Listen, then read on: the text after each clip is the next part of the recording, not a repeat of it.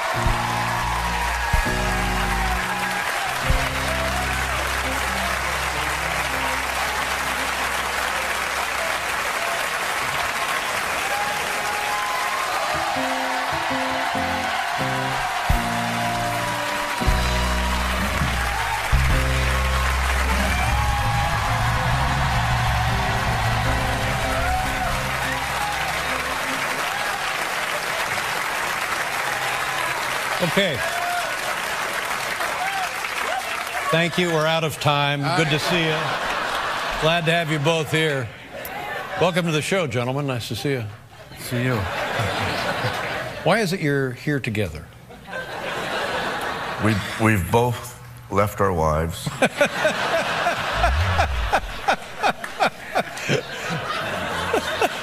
Well, I sure would like to help you both out, but Dustin Hoffman, of course, you've been here several times. We've gotten to know you over the years. Thank you very much for your time. Thank you for having me.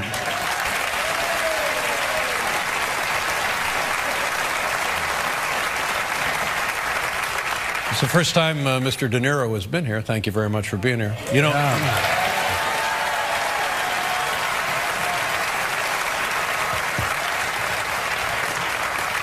we've been on the air for 30 years.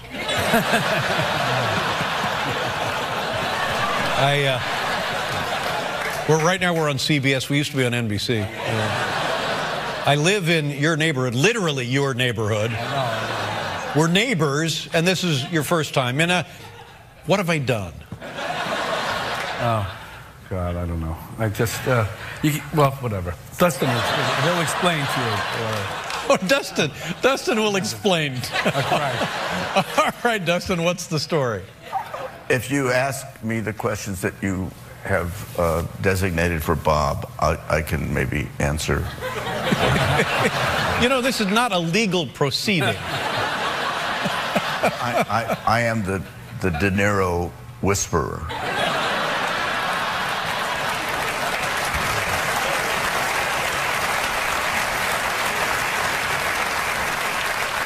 Go ahead. Go ahead. I've seen you on other talk shows. I have been, yeah, no, I have been on that. And we send little cards back to, little jokes back. Yeah, and I read them to the audience. Oh, you do? Yeah, yeah. And they say, well, that's great. How come he ain't here?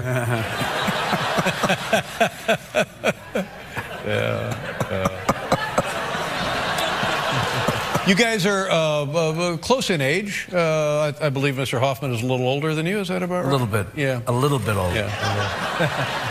Did you start in the same class in terms of actors, young actors working in New York? I can say one thing, which I've done about 4 films with Bob, and it was only the last film. I guess it was Little Fockers.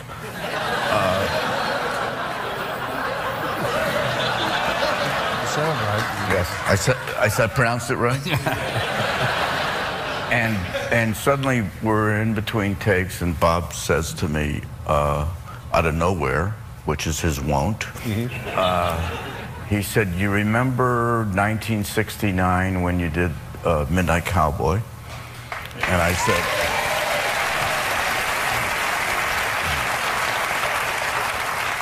I wasn't begging. And I said, yes, I remember doing that film. He says, do you remember the party afterwards? And I said, kind of, not really. He says it was on 2nd Avenue on like 34th Street or something. I said, really? How do you know? He said, I was your waiter. Wow. Wow. No, and actually what it was it was a thing for McCarthy. Oh. At that time. I got it wrong? And it was the night that Bobby Kennedy was assassinated. Wow. Yeah. Wow. Well, he brought a good story down.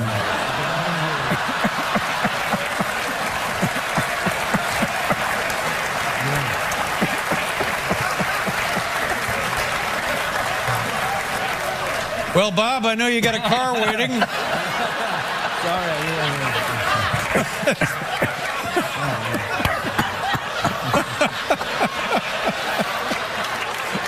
Oh, man. Well, I mean, sadly enough, but, you know, that's, sadly it is our lives. And you talk about Robert Duvall and Gene Hackman. Were you in that group as well? No, not you, him. I'm talking to... Yeah, he was not in that group. He was almost a generation younger. He will never stop. Yeah.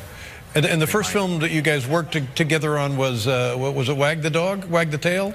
No, it was Sleepers. Sleepers, yeah. Sleepers. Who else was in the film? Brad Pitt. Brad was in it? Was he in it? Yeah.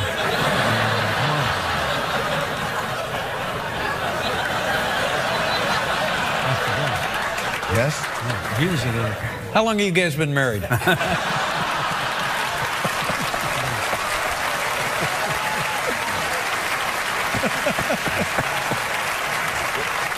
Oh, man. Oh, gosh. In terms of the work you do, acting, similar styles of preparation, different styles of preparation? Bob? I think, you know, everybody has their own way of working, and Dustin and I probably have ways that are very similar and ways that aren't, you know, and depends on, you know, what the part is. Okay, Bob, 5 points. Over to you, Dustin.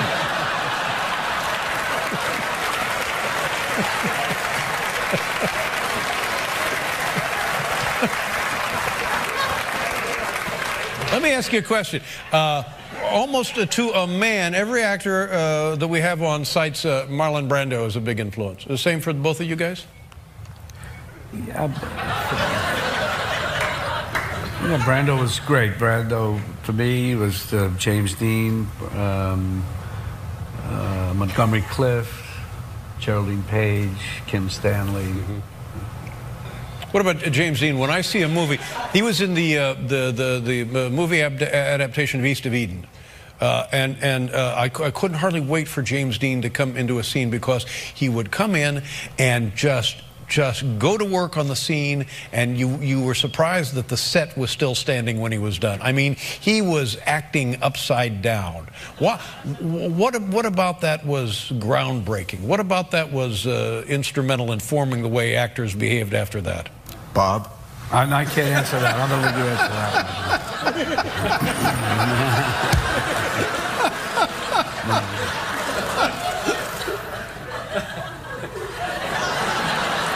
Who's it on?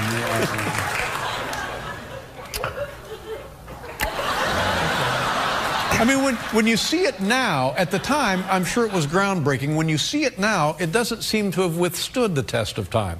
James Dean in that particular film. He does not withstand the test? James Dean, to my eye, is not timeless in his role in East of Eden. Are you going to feel the same way about us in 20 years? Well, not both of you.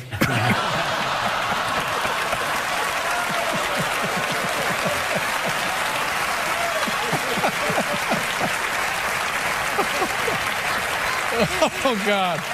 Oh, man. It's an appropriate... Hey, we're having some fun now, aren't we? It's an this is an appropriate time for me to say that's why this man's been doing this for 28 years. Yeah, I see. We'll be right back with Robert De Niro and Dustin Hoffman, ladies and gentlemen.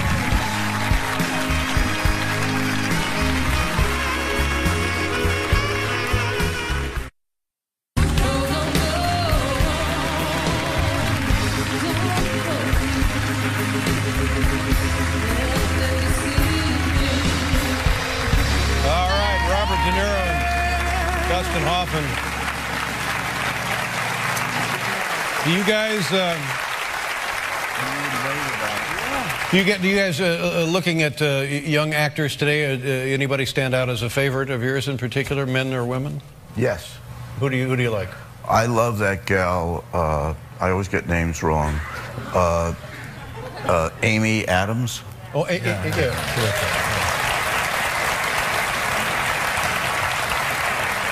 Wasn't that resounding an applause for her? Oh, she's good. Yeah. And Robert, anybody that you were fond of? Well, Amy Adams is terrific. I saw her in this movie, The Fighter. She's terrific in it. And that's the new Marky Mark film? Yeah. It's not his name, Mark Wahlberg. Yeah, that's right. That's right. Do you guys get to see a lot of films, or are you always too busy making your own films? Well, we get the screeners, you know, we get those, they send them out now for Academy consideration. We were just talking before the show. We really haven't seen many of them yet. Let's do this. I have selected filmographies for both of you, and I just remember that when I saw Bang the Drum Slowly, I thought, holy cow, look out, this is something. That was a tremendous film. I know.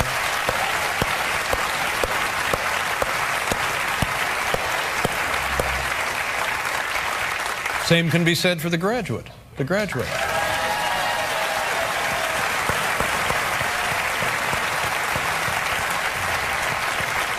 Robert, did you see Midnight Cowboy when it first came out? Yeah. What were your reactions to that? He could do it better. No, it was a terrific movie.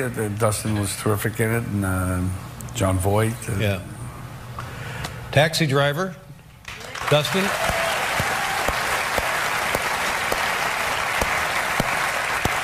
What did you think of Taxi Driver, Dustin?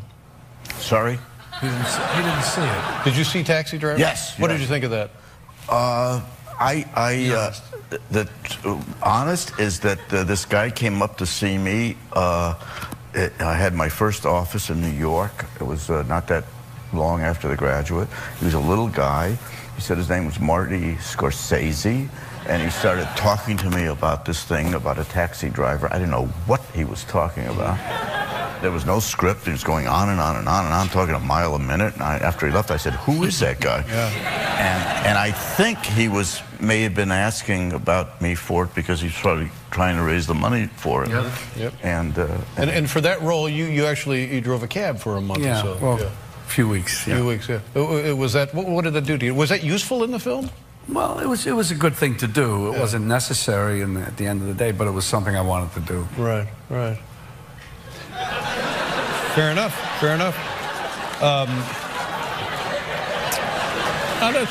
That's fine. Don't let them, don't worry about them. No.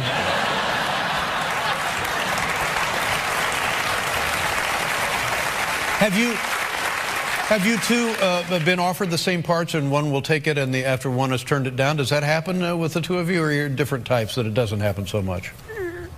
Strangely enough, it happens. Doesn't happen. Yeah.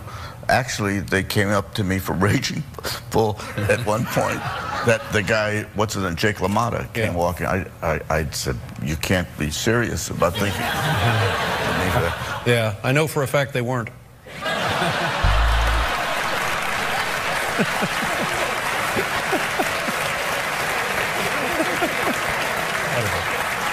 You see how loyal Bob is to me? He didn't smile at me. But I know you have difficulty with compliments and praise for your work. But Raging Bull, I mean, my God, I thought that was.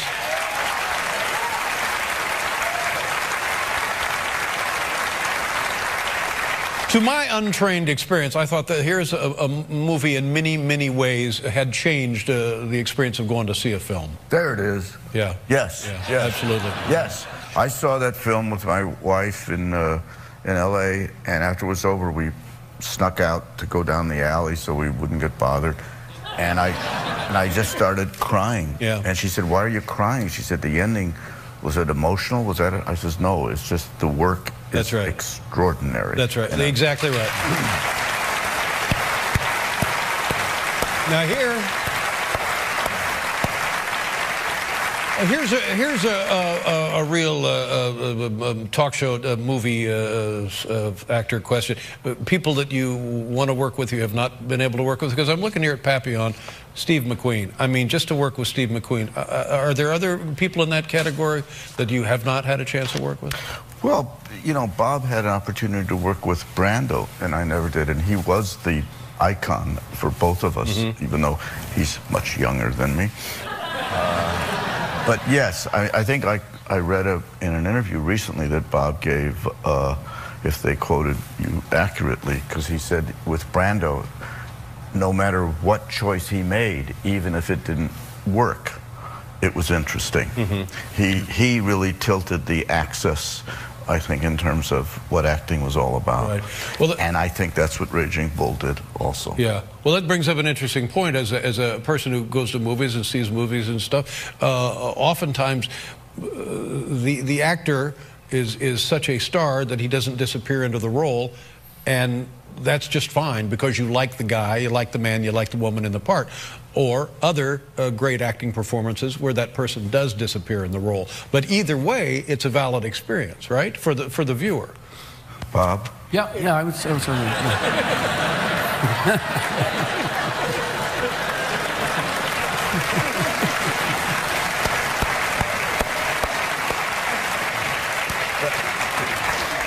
To be fair, when you're not a known actor, it's very easy. It's easier to disappear into the role if the audience is Well, that's right. for a number. That's right. But the opposite, nonetheless, satisfying. You know what I mean? Like I can look at a John Wayne film.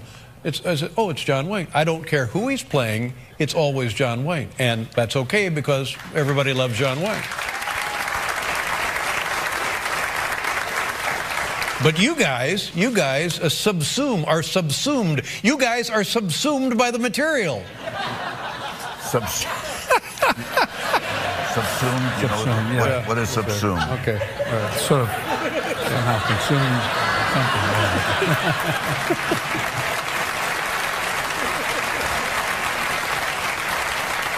Yeah, talk it over and get back to me, will you? Oh man, I mean the two of you right here.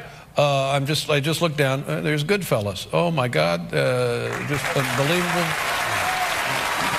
Casino.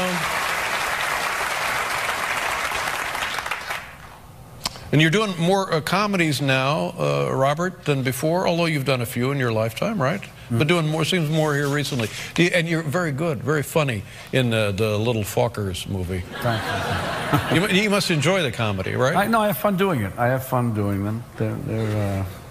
They're enjoyable. They're things you can do in a comedy that you can't do in a Some people say that drama. comedy is harder than drama. Do you find that to be true? Well, certain comedy probably is harder. That wouldn't be easy for me to do, but that is fun for me to do. Yeah. And are you always thinking about the next project? Do you always have something in mind that you're working on, or are you always looking for material? Yeah. Yeah. Do you have something going on now? I have a few things going on, yes. Yeah. Yes, I do. Yeah.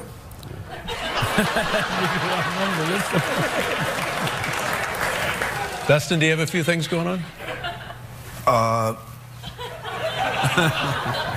Not as much as Bob. Let's see. Let's take a...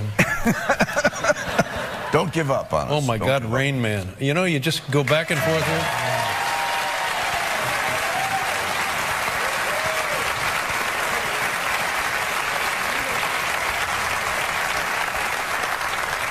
The Godfather Part 2. Holy moly.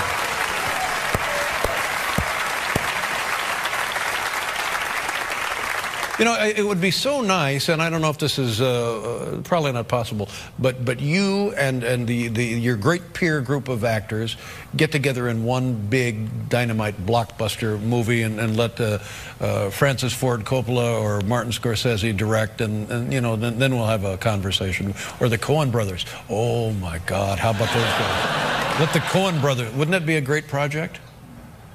I'm doing a movie with Marty Scorsese, and Pacino is going to be in it, and Joe Pesci's going to be in it.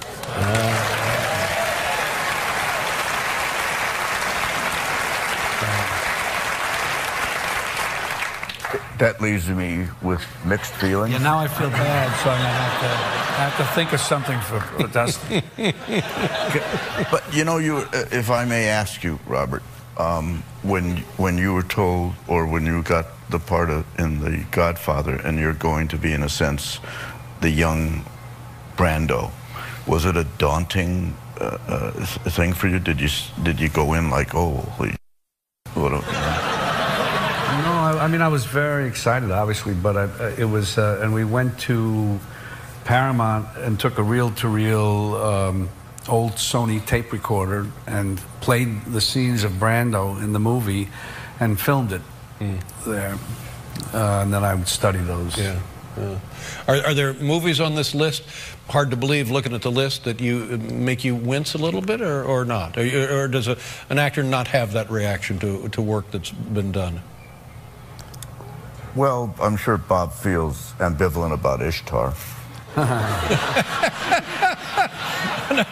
wait a minute. Wait a minute. Wait a minute. I don't think he was in Ishtar.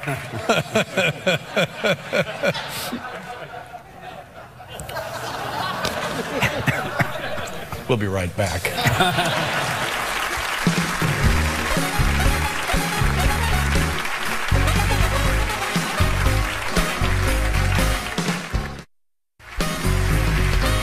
Be sure to catch Monday's Late Show with guests Jack Black and Marv Albert.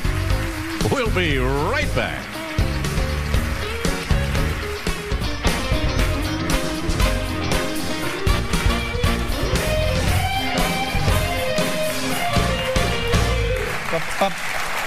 Midnight Run. Charles Grodin, tremendous actor, isn't he? Yeah. Yeah, he is just great. You know, it's just like looking at, like being, boys. Am I going to have to separate you two? No, I'm sorry. It's like going into a candy store or looking at greatest hits stuff. Either side you think, oh, there's that one, and then there's this one. Marathon Man. Now, this one I heard a story about you, Dustin. Maybe you told this story. For a particular scene, you stayed up all night, 24 hours, getting ready for the scene, and Laurence Olivier saw you in that kind of rundown condition. And do you remember what he said to you about that? And you do too. Yeah, what did he say? He said, why don't you try acting?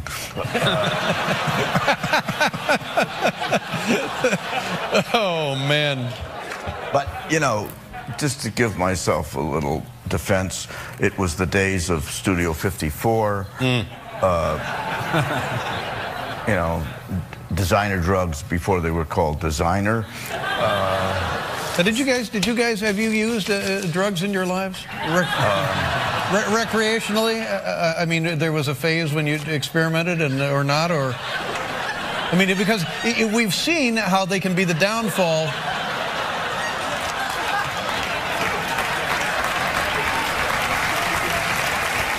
Okay, let's keep moving. I mean, you have to be specific. Name the drug. No, I'm not going to. Oh, I can't stop looking at these movies. It's just phenomenal. I mean, if you wanted a great representation of American culture and the culture, the art of motion picture making, you should just send these out and let everybody take a look at these movies, and it shows you everything you need to know about the cinema in the United States. It's remarkable.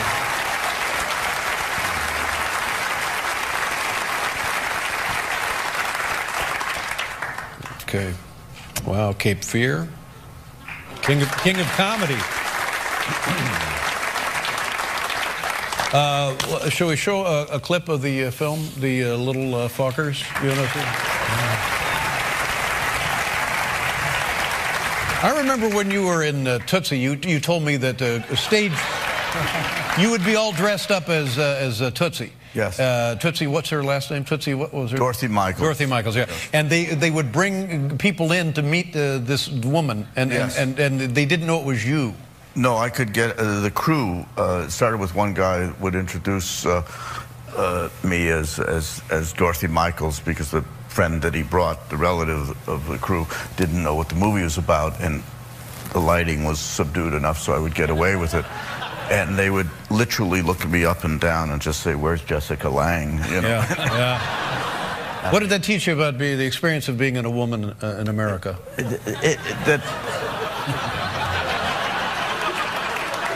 I think the first thing that I realized that it was much easier getting laid as a man.